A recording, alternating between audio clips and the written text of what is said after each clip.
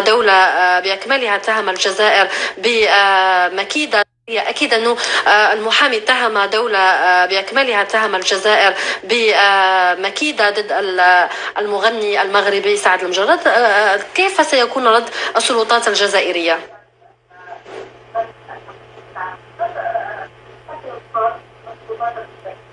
أنا نشوف باللي أحسن رد هو التعالي عن مثل هذه التفاهات والخرافات. الجزائر ماهيش بالمكانة نتاعها المرموقة والسمعة نتاعها تهبط لهذا المستوى هذا، خاصة أن القضية مطروحة أمام قضاء فرنسي عنده السيادة نتاعو ولا دخل للجزائر في هذه الأمور. فأحسن رد هو التعالي وعدم الرد على مثل هذه التفاهات هذه. حتى يعني لو كانت هناك قضية من طرف المحامي؟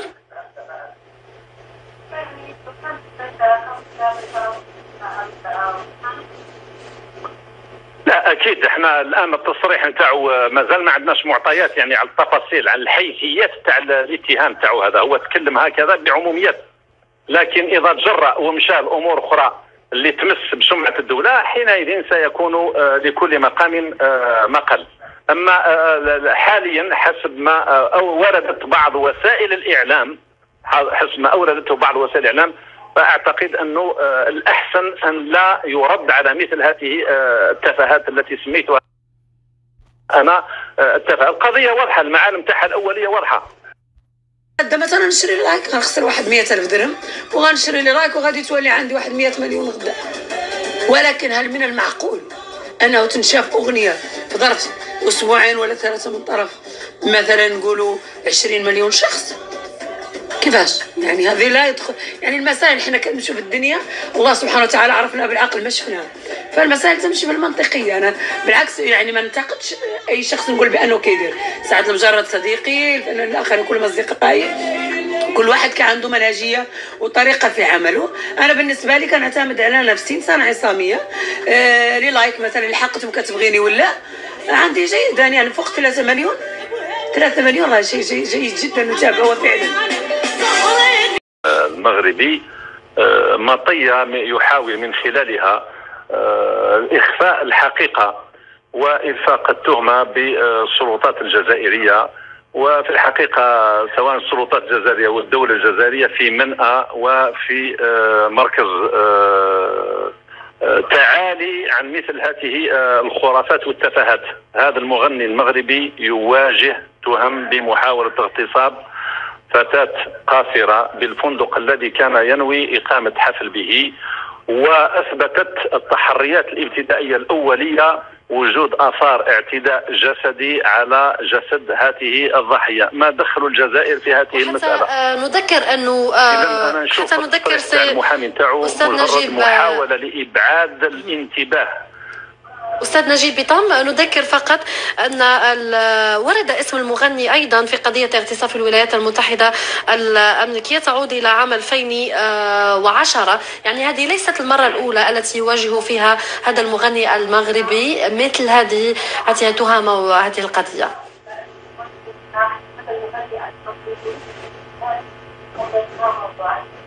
نعم، عنده قضية في القضاء أمام القضاء الأمريكي تعود إلى سنة 2010، تتعلق أيضا بنفس التهمة، اغتصاب فتاة أمريكية، وتم الإفراج عليه حسب المعلومات الأولية بموجب كفالة مالية. واليوم ما يقدرش يدخل التراب الأمريكي، لأنه لو يدخل سيتم إلقاء القبض عليه في الولايات المتحدة الأمريكية في انتظار المحاكمة. إذا قلت لك أن هذا الكلام اللي قال غير صحيح. تم التوصل إلى اتفاق وسحب ذلك والقاضي التحقيق سحب ديك الدعوة. هنا كيتكلموا على واحد الجزائرية اللي غيجي واحد الصحفي جزائري وغيدير معاه استجواب على كيقولوا القاصر هي فرنسية هو باها جزائري وامها مغربية، ويمكن ما شنو وقع هي درجاته ولا شيء. المهم ديك السيده بعد هاد الاخرين دابا نهضر لكم على سعد المجرد باش نوريكم ان جمعيات حقوقيه مغربيه كاين لك سيدي حتى المغرب في هذيك ميتو موفمنت، وكانت واحد الحمله من الجزائر بالخصوص وداعمة الجزائر لإغراق سعد المجرد، لحقاش غنى في الصحراء ودار داك الشهرة للصحراء ومن في الصحراء المغربية وبغى ينتقموا منه. للحقيقة الخطير في الأمر أنه اليوم تعرفوا شي معلومات حصرية على قضية سعد المجرد، وكل الحق هاد القضية ديال عنده في 2010 راه قلت لكم توافقوا، يعني دار مع أنوج مخلصها، دار التنازل، القاضي التحقيق سحب الملف. مي هذيك السيدة لورين حتى هي راه عندها علاقة بواحد جزائري، ولكن للأسف حتى هو كيطيح في كيطيح في شي بياج. مي كاينة مؤامرة عليه. أنا اللي استغربت له هو واحد الحملة دارت عليه خصوصا من جمعيات نسوية ديال مغربية للأسف، وكاينين جزائريين كانت راس الحربة، وكاينين جمعيات مصرية وخصوصا لبنانية هي اللي نوضت عليه الصداع.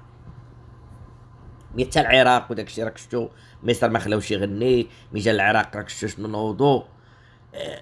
مي الخطير في الامر ديال سعد المجرد هو فعلا ان هادي اللي كيتحاكم بها، هاد السيده اللي تيتحاكم عليها دابا، واحد السيده راه عنده هو دابا المشكل، عنده 3 د المحاكمات اخرين. عنده محاكمه مع هاد السيده اللي دابا، وعنده محاكمه غتجي السنه الجايه على وحده نفس المشكل في 2018. وقع لها مشكل نهار 28 في 2018. هذيك عندها شي 26 سنه ولا 27 سنه. قال لك كان في واحد لوطيل سميتو سان تروبيز، في واحد نايت كلاب، حتى هي دارت شكايه. كيقول ان يعني ضربها واغتصبها وكذا وكذا، ولكن هو تيقول لهم انه راه مشيت انا وياها، ويعني كانت يعني علاقه رضائيه. الخطير في الامر هي وحده الثالثه، هاد الثالثه اللي قلت لكم وها مغربيه وها جزائري. هادي جا واحد الصحفي جزائري راه في فرنسا، راه معروف دابا دوزتو لكم. جا المغرب وتلاقاها ودار معها شي جواب وما خلاو ما داروا. هي ما دارت لا شكايه في المغرب لا والو، مي راه حتى هي دارت شكايه في فرنسا وحتى هي مفعله. دونك عنده 3 شكايات في فرنسا كلهم بهذا العنف والاغتصاب واستعمال المخدرات. كما دوزتكم في البدايه سمعتوا سعيده شرف كتهموا بشراء هذيك، باش تعرفوا هذا المسخر سعيده شرف. لقيت حتى ديك عصابات العنزات عندي ادله ما تكفي انهم كانوا داخلين في حرب ضد سعد المجرد. كاينه مؤامره داخله فيها الامارات، داخل فيها قطر، داخله فيها مصر، الجزائر كانت راس الحربه، لبنان حتى هي، لاسقاط هذا النجم المغربي. لصراحه للحق اخوتي سيدان في هذه المحكمة هذه ديال والبارح، خصوصا ان راه كما قلت لكم عنده 2 دعوات جايين اخرين، ديجا عنده محكمة مع وحدة اخرى في 2018 نفس التهم. ولكن اللي بقى فيه الحال هو ان هذا كله منصوب له. هنا راك سمعتوا هذا المسخ شنو تيهضر. انا نكمل لكم هاد الجزائريين. هاد الشيء راه عنده 7 سنين غير باش تفهموا الفيلم. دفاع هذا المغني ما هي الا محاولة لابعاد النظر وصرف النظر عن حقيقة هذه القضية، والجزائر في منأى وتتعالى على مثل هذه الخرافات. يعني تصور هذا المحامي دروك الدولة الجزائرية قاعدة فارغة شغل باش تروح دير سيناريو كما هذا وتدبر مكيدة لهذا المغني، ما دخلها في ذلك وما مصلحتها في ذلك. هذا كلام غير مؤسس ولا يستند صحيح، بالعكس انا إلى أي شيء يؤسسه، وهو عاري وبعيد عن كل الحقيقة. طيب كيف نتوقع أن يكون رد السلطات الجزائرية؟ أكيد أنه المحامي اتهم دولة بأكملها، اتهم الجزائر بمكيدة ضد المغني المغربي سعد المجرد. كيف سيكون رد السلطات الجزائرية؟ هذا مثلا للاسف هذا هو الاستراتيجيه اللي ما مشاش فيها المحامي ديال سعد المجرد. 2 الحوايج، ان هاد السيده حتى هي مخطط ليه، كلشي كان مخطط له. لا في المطعم ديك السيده غبرات، حتى دوك العمال غبروا وجاو موظفين جداد. يعني كان المؤامره باديه من الفندق كما قلنا لكم، وراه قد درت عليه حلقات، الا رجعتوا غتلقاوها عندي واش في هذه القناه ولا قناه لي ستو، يمكن والله ما بقيت عاقل مي راه درت على هذا الموضوع. من الخطير في الامر انا تبعت المحاكمه، شفت الطريقه اللي غادي بها المحامين ديال سعد المجرد، لا تبشر بخير، لحقاش كاين ادله ما تكفي على نشكو في لا بروسيدور انها مؤامره على سعد المجرد. بالطريقه اللي مشى فيها الدفاع ديالو غتعطي الادانه للاسف. ما عنديش شك 99% مؤامره من الجزائر على سعد المجرد، لحقاش غنى في الصحراء. علاش؟ وهي دايره معاهم، وحتى هذه السيده اللي عاوتاني راه دايره الشكايه حتى هي كذلك، وحتى ديك السيده اللي قالك في 2013 معاه حتى هي دارتو نفس القالب. يعني كانوا عارفين ان ديك السيده الاولى هذه اللي كيتحاكم عليها دابا يقدر يطيح الملف ديالها، لهذا زادوا له جوج شكايات اخرين باش كيزيدوا يعزوا الموقف ديالهم اللي غيجبدوها له في القضاء، لحقاش غتطلع لهم في الكمبيوتر. اغلبيه الناس ما كيعرفوش راه عنده 3 ديال المحاكمات. الخطير في الامر حتى ديك الضحيه الثانيه مخبعينها، والضحيه قالك الثالثه مخبعينها. يعني كاينه دعوه دارتها في الانترنت مرفوعه عليه، راح حط عليها الدعوه الثانيه، راح حط عليها 150 الف اورو ضمانه باش خلاو سراح مؤقت. الثالثه ضاربين عليها الطم حتى هي دايره رافعه شكايه. اذا عنده 3 شكايات للاسف كلهم داخلين فيهم لي زرجريان. هذه مؤامره جزائريه على سعد المجرد. القضيه واضحه، ولكن للاسف المحامي ديالو كنحملوا المسؤوليه ديال العواقب ديال الحكم ديال اللي غيصدر من فرنسا. صراحه الطريقه ديال اللي تبعوا طريقه غالطه. نقاط الضعف ديالهم كانت في لوطيل، ما تركزش عليه كاع كامل، وكلشي البراءه ماشي يعني البراءه غتجي من المؤامره، والبراءه كانت غتجي من لوطيل. الترتيبات ديال المديرة لوطيل ان دوك الناس تبدلوا. العمال اللي جاو كانوا حاضرين دوك الجوج، وحده منهم في افريقيا والاخرى كانوا كيف انهم يعني توظفوهم بطريقه غير يعني طومبورير، جاو في ديك الوقيته. التركيز كان خصو يكون على اللوطيل وعلى ديك السيده والدار في المصداقيه ديالها، لحقاش هما اختاروا واحد البيداغوجي اخرى ان كاين هذيك، ولكن كانوا خصهم يثبتوا المؤامره وكاينه. وانتم شفتوا راه هو براسو كان اتهم الجزائر بان وراء هذه المؤامره اللي دارت، لحقاش كلشي عايق. للاسف السلطات ما تدخلاتش لحمايه المواطنين المغاربه. هو صراحه فيها الديفو.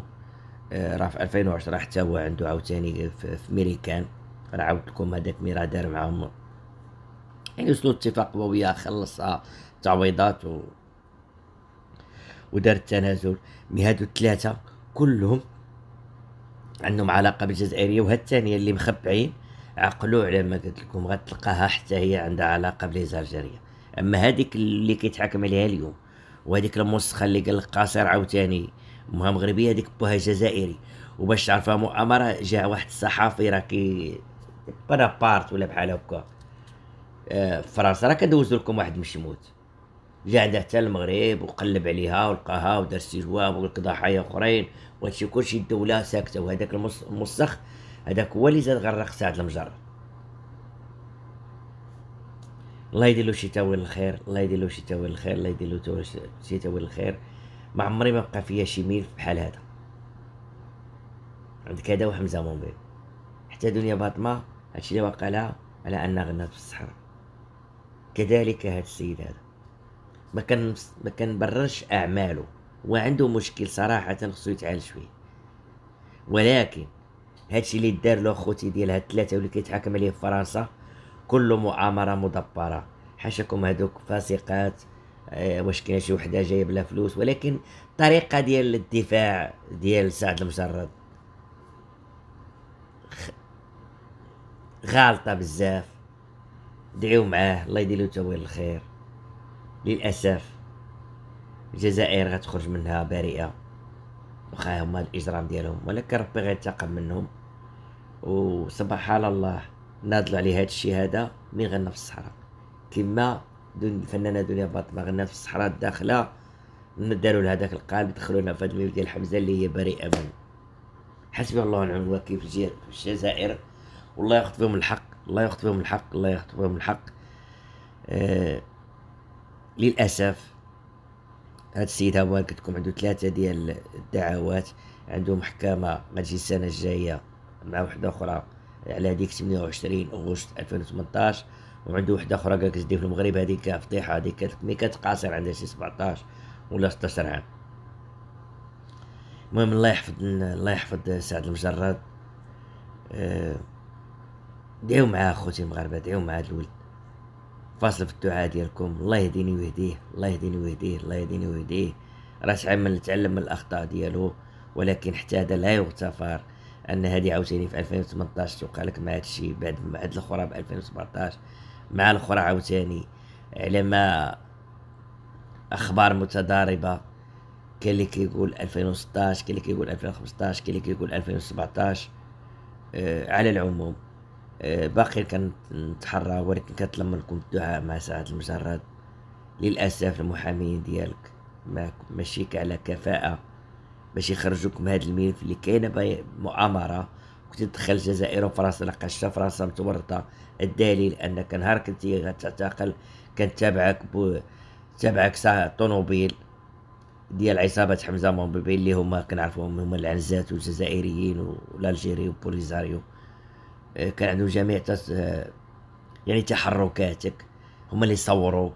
كل شيء كان مدبر باش تعرفوه، مدبر من البدايه. حتى فرنسا لقاش عندهم قانون صارم، ملي كتكون في المحاكم ميكونوش تنشروا حتى شي حاجه حتى توصل للمحكمه. تكلفوا حمزه مومبيبي اللي هو معاهم باش صوروا. داخلين فيها قلت لكم افارقه، راك شفتوا هذاك السيد اللي كان كيسوق. حتى ديك السيده اللي شهدات الشاهده الفلوطيل حتى هي من افريقيا، واحد المنطقه تقريبا ديال داك تقريبا في جنجاويد تقريبا. تعرفوا داك جمال الخليجي متورط في هذا الميل ديال سعد المجرد، داك المجرم. حسبي الله ونعم الوكيل فيهم. الله يدير له تاويل الخير، الله يحفظ بلادنا، الله يحفظ مليكنا. لا حول ولا قوة الا بالله العلي العظيم.